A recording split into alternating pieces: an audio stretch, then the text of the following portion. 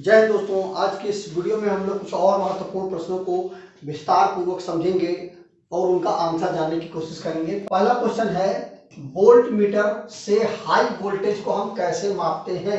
जो volt meter होता है उससे हम कैसे नापते हैं।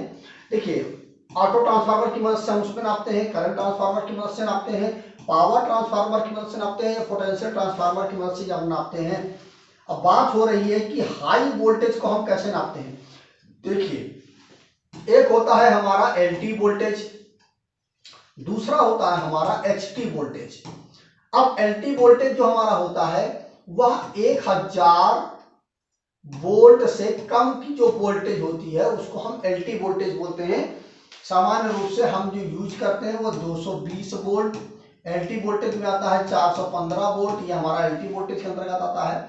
अब बात आती है हमारी एचटी या एचटी से ऊपर की जो वोल्टेज होती है।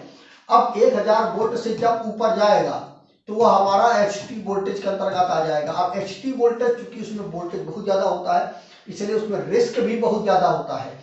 नॉर्मली जब हम एलटी वोल्टेज को नापते हैं तो उसमें क्या करते हैं, सिंपल दो तारों को ले जा करके हम सीधे सीधे वोल्टमीटर में लगा देते हैं, वोल्टमीटर हमें नाप करके बता देता है। लेकिन जो हमारा एचटी वोल्टेज होता है उसको हम सिंपली नहीं नाप सकते हैं। उसके लिए हम क्या करते हैं, पोटेंशियल ट्रांसफार्मर का उपयोग करते हैं। या पोटेंशियल ट्रांसफार्मर हमें क्या करता है, इस प्रकार से हमारा ये पोटेंशियल ट्रांसफार्मर होता है। इसकी पहचान क्या होती है, यहाँ पर एक खूंटी लगी हुई होती है, वही पोटेंशियल ट्रांसफार्मर का होता है।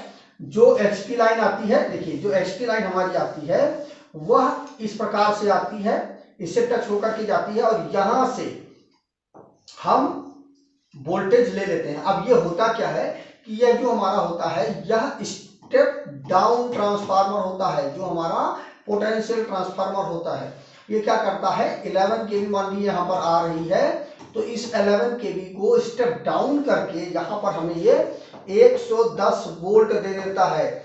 अब यह चूंकि उसको हम कैलकुलेट कर लेते हैं कि 110 वोल्ट के रिस्पेक्ट में 11 केवी का कैलकुलेशन हो जाता है, तो जितना 11 केवी में वोल्टेज डाउन होगा उतना ही 110 वोल्ट में भी वोल्टेज डाउन हो जाएगा, सेम रेशियो में डाउन हो जाएगा। तो हमें समझ में आ जाता है। अब ये जो होता है ना हमारा 110 वोल्ट, इसको हम ले जाते हैं एक हमारा जो पोटेंशियल मीटर होता है, वोल्ट मीटर होता है, इसमें जाकर के हम दे देते हैं।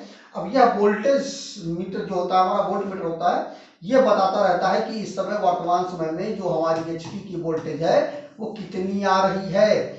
मतलब मिला करके ये हुआ कि इसमें जो पोटेंशियल ट्रांसफार्मर होता है इसमें हम स्टेप डाउन करते हैं वोल्टेज को और उस वोल्टेज को हम मेजर करते हैं। कुछ इस प्रकार से होता है। देखिए यहाँ पर हाई वोल्टेज हम देते हैं, इसमें जो सेकेंडरी साइड होता है उसमें नंबर ऑफ टर्न जो होते हैं वो कम होते हैं, वोल्टेज को डाउन करता है और फिर इस जो आउटपुट की जो वोल्टेज होती है उस वोल्टेज को, जो सेकेंडरी साइड की वोल्टेज होती है उस वोल्टेज को हम एक वोल्ट मीटर में ले जाकर के लगा करके हम वोल्टेज को मेजर कर लेते हैं। तो यहाँ पर मैंने लिख दिया है पोटेंशियल ट्रांसफार्मर लगाकर हम हाई वोल्टेज को लो वोल्टेज में बदल देते हैं और उस वोल्टेज को फिर हम मेजर करते हैं। तो इसका ऑप्शन होगा पोटेंशियल ट्रांसफार्मर। अगला क्वेश्चन है, 5 किलो ओम 0.5 वाट प्रतिरोध की वोल्टेज रेटिंग कितनी होगी। तो देखिए इसका जो फॉर्मूला होता है हमारा वो होता है W = V²/R। अब चूंकि वाट कितना है हमारा 0.5 वाट है तो हो जाएगा 0.5 = वोल्टेज V², इसमें वोल्टेज दिया नहीं गया है, अपान R का मान कितना है हमारा 5 किलो ओम। अब किलो है तो 1000 हो जाएगा, तो 5 और गुणे 1000 1000, ठीक है। तो हो जाएगा 0.5 = V²/5000। अब V² को इधर ले आएंगे, V² = 0.5 × 5000, ठीक है। तो V² = 0.5 का 5000 मल्टीप्लाई करेंगे तो आ जाएगा हमारा 2500, ठीक है। तो V = हो जाएगा √2500, ठीक है। तो ये स्क्वायर हटेगा ना 2500, तो V = हो जाएगा 50 वोल्ट। तो ये हो जाएगा हमारा आंसर। तो जो प्रश्न था कि 5 किलो ओम 0.5 वाट प्रतिरोध का वोल्टेज कितना होगा, वोल्टेज रेटिंग कितनी होगी, तो इसका ऑप्शन सही हो जाएगा 50 वोल्ट। इस प्रकार से आप इस फार्मूले से आप सॉल्व कर सकते हैं। अगला प्रश्न है अर्धचालक में कितने संयोजी इलेक्ट्रॉन होते हैं। जो हमारा सेमीकंडक्टर होता है उसमें कितने संयोजी इलेक्ट्रॉन होते हैं, तो इसका जो ऑप्शन सही होगा वो होगा 4। ठीक है, ये देखिए ये हमारा कार्बन है, कार्बन में देखिए 1 2 3 4 इलेक्ट्रॉन होते हैं। सिलिकॉन, ये हमारा सेमीकंडक्टर है, देखिए 1 2 3 4, मतलब बाहरी कक्षा में कितने इलेक्ट्रॉन होते हैं, इसमें देखिए 1 2 3 4। जर्मेनियम में 4 इलेक्ट्रॉन होते हैं, तो उसके बाहरी कक्षा में कितने इलेक्ट्रॉन होते हैं, 4 इलेक्ट्रॉन होते हैं। अगला प्रश्न है लेक्लांची सेल का ईएमएफ कितना होता है। तो देखिए जो हमारा लेक्लांची सेल होता है वो ये हमारा लेक्लांची सेल है, इसका जो हमारा वोल्टेज होता है वो होता है 1.5 वोल्ट।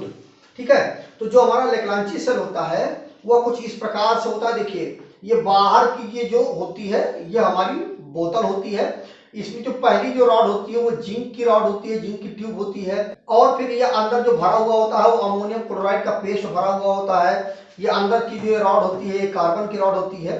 ठीक है, तो इन सब चीजों से मिल करके हमारा लेक्लांची सेल बनता है।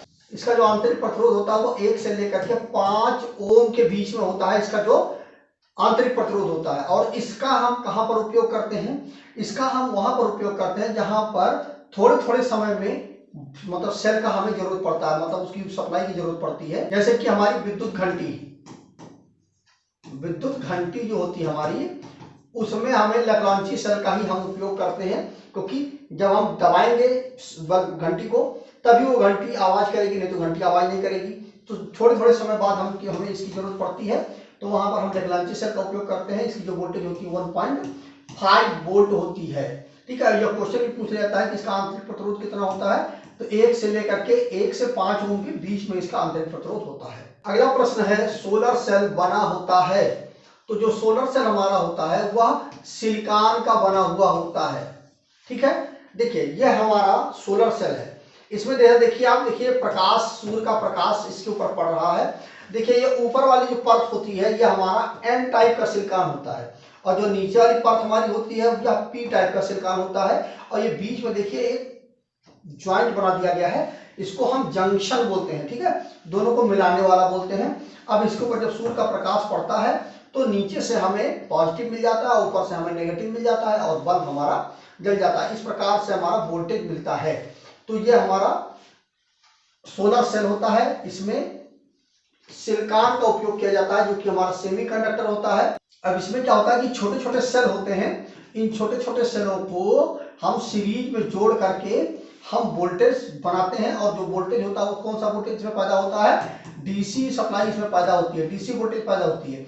अब बाद में इस डीसी वोल्टेज को हम एक इन्वर्टर में लेकर के जाते हैं, और यह इन्वर्टर क्या करता है, डीसी से हमें एसी बना करके दे देता है, और फिर हम उस एसी सप्लाई को हम अपनी जरूरत के अनुसार जहां जहां पर हमें यूज करना होता है यूज करते हैं हम। अब हम क्या करते हैं कि जो यहाँ पर जो डीसी सप्लाई हमें इससे प्राप्त होती है, इस डीसी सप्लाई को हम स्टोर कहाँ पे करते हैं, इसको हम बैटरी में स्टोर करते हैं। ठीक है, बैटरी में स्टोर करके डीसी हमारी स्टोर हो जाती है, बाद में इन्वर्टर की मदद से हम उसको एसी में बदल करके हम अपनी जरूरत के अनुसार यूज करते हैं। तो इसका जो ऑप्शन होगा हमारा वो सिलिकॉन होगा। तो इस तरह से आपने 5 क्वेश्चनों को इस वीडियो में डिटेल में समझा। मेरा एक ब्लॉग है दोस्तों जिसका नाम है www.targetnutrition.com। वहां पर जाकर के आप इलेक्ट्रिकल से संबंधित बहुत सारी जानकारी प्राप्त कर सकते हैं। बहुत अच्छे अच्छे आर्टिकल्स वहां पर लिखे गए हैं, इमेज वगैरह का उपयोग किया गया है, जिससे आर्टिकल को पढ़ना बहुत ही आसान है और बहुत ही मजेदार है। तो एक बार विजिट करके जरूर देखिए। तो आज की वीडियो में बस इतना ही। जय हिंद दोस्तों।